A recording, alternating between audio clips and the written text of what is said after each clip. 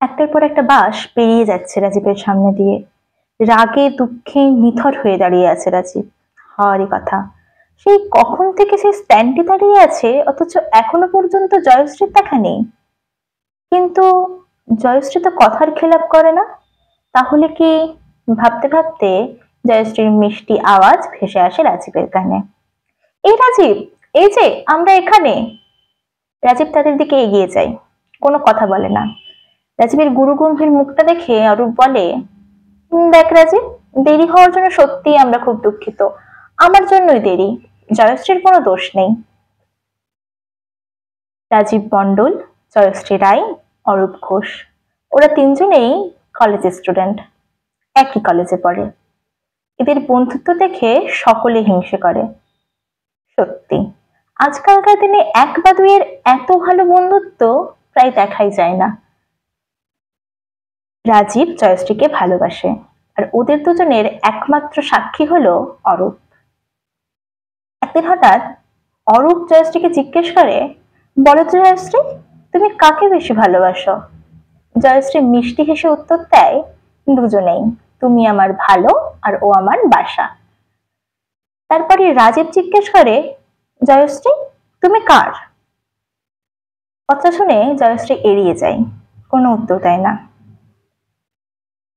পরদিন সকালে রাজীব জয়শ্রীদের বাড়িতে যায়। গিয়ে দেখে ডাইনিংয়ে সকলে বসে, কিন্তু জয়শ্রী নেই। জয়শ্রীর বোনকে জিজ্ঞেস করে সে জানতে পারে জয়শ্রী ওপরের ঘরে। ওপরে গিয়ে দেখে ঘরের দরজাটা বন্ধ। রাজীব ডাকে, জয়শ্রী, এই জয়শ্রী। দরজাটায় ঠোকা মারতেই দরজাটা খুলে যায়। রাজীব দেখে সামনে জয়শ্রী দাঁড়িয়ে, আর ভেতরে ওটা অরূপ। কোনো কথা বলতে পারে না রাজীব। সেই দিন সেখান থেকে চলে আসে। পরদিন সকালে কলিং বেলের আওয়াজে দরজাটা খুলতেই রাজীব দেখে সামনে জয়শ্রী।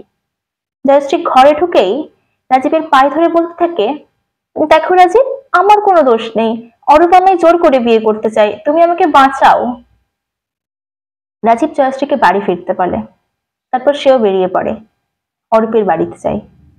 অরূপ রাজীবকে দেখে খুব খুশি হয়ে বলে, ভালোই হয়েছে তুই এসেছিস, আজ বাড়িতে কেউ নেই, আজ আমার সাথে থাকবি? রাজীব একটু ভেবেই রাজি হয়ে যায়। রাতে খাওয়া দাওয়ার পর দুজনেই ঘুমিয়ে পড়ে। তারপর মধ্যরাতে হঠাৎ রাজীব ওঠে, তার পাশে শুয়ে থাকা অরূপের গলাটা চেপে ধরে।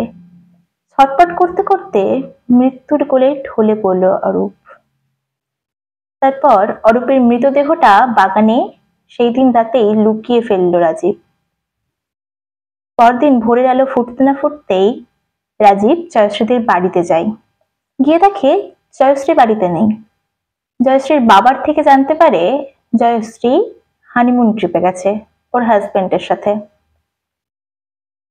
বিনা মেঘে বাজ পড়ল রাজীবের মাথায়। সে বুঝতে পারে সে কত বড় ভুল করে ফেলেছে। জয়শ্রী আসলে তাদের কাউকেই ভালোবাসেনি, তাদের দুজনকেই শুধুমাত্র ব্যবহার করেছে নিজের জীবনটাকে সাজিয়ে নেওয়ার জন্য। কলমে সঞ্চিতা কুণ্ডু, কণ্ঠে আমি স্বাগতা।